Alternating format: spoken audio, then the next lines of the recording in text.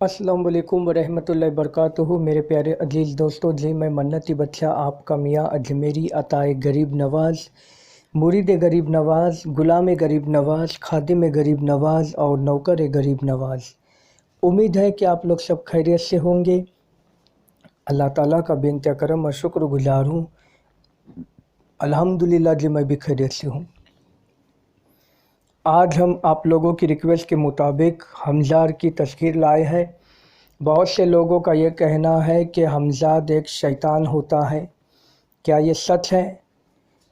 तो एक्चुअली नबी करीम सल्लल्लाहु अलैहि वसल्लम, मक्के के सरकार, मदीने के ताजदार, दोनों आलम के मालिक व मुख्तार जब नज़र आते थे, जब अपनी हयात में थे, उस वक्त सहाबा इकराम से उन्होंने कहा कि मेरा करीन मेरे साथ है, और हर इंसान के साथ उसका करीन होता है। करीन मीन्स हमज़ाद को कहते हैं।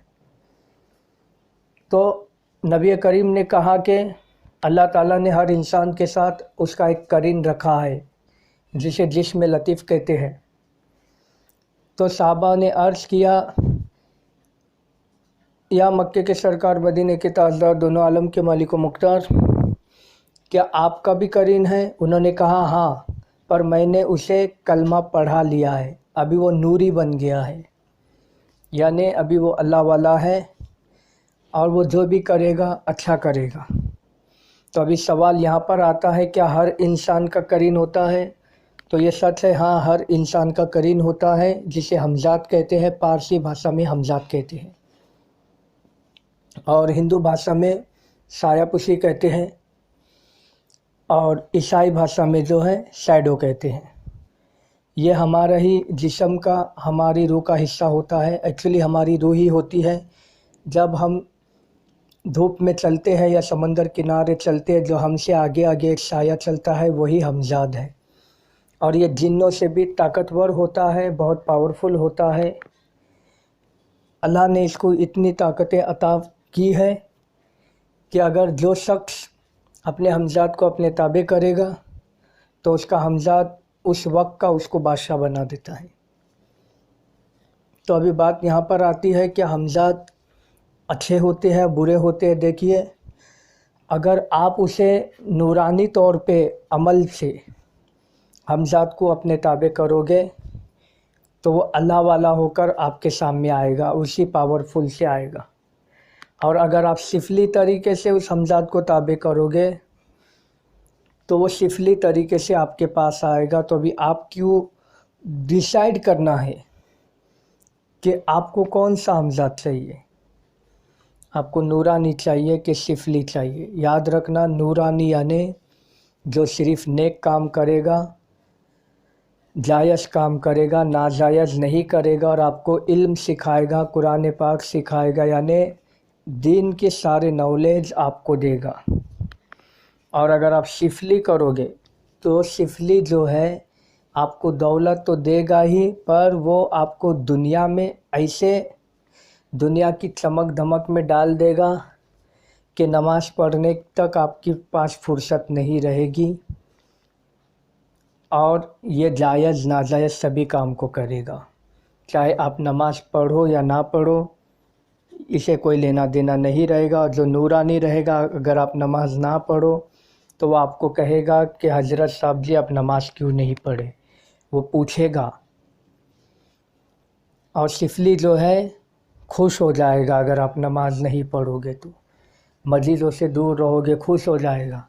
और आपको बार बार ये कहेगा, मुझे और बताओ कि किससे बदला लेना है, और बताओ मुझे किसने तुम्हारा क्या क्या बिगाड़ा था। तो आदमी ऐसे वक्त पर जो जो उसकी लाइफ में खाली उसे एक मर्तबा गाली भी दिए होंगे, तो उससे भी वो बदला लेने के लिए कहेगा। क्यों? क्योंकि अभी उसके पास पावर आ चुका है।